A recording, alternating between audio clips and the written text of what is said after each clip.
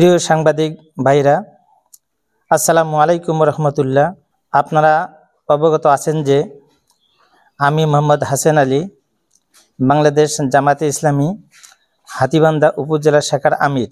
আমি কলেজ প্রতিষ্ঠার লগ্ন থেকেই শিক্ষক হিসেবে দায়িত্ব পালন করে আসছি এবং 2010 সালে স্থায়ী নিয়োগপ্রাপ্ত হই।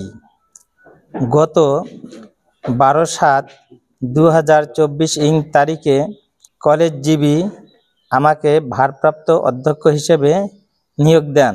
গত 23/2/2025 তারিখে শিক্ষা মন্ত্রণালয়ের অডিট বিভাগের পরিদর্শন ও নিরীক্ষা টিম অডিটের জন্য কলেজে আসেন।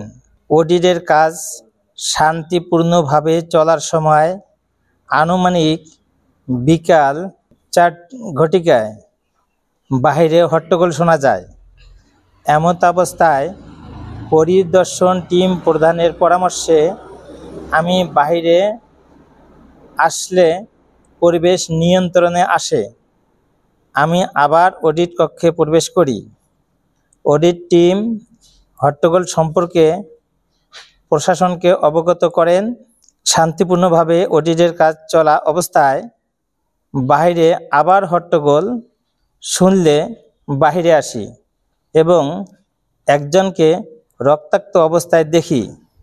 স্থানীয় জনগণের দাবির তোপে বিশৃঙ্খলা সৃষ্টিকারী মূল হোতা কলেজের অধ্যক্ষ দাবিদার যুবলীগ ক্যাডার নুরুজ্জামানকে পুলিশ গ্রেপ্তার করে নিয়ে যায় এবং পরিবেশ আবারও শান্ত হয়।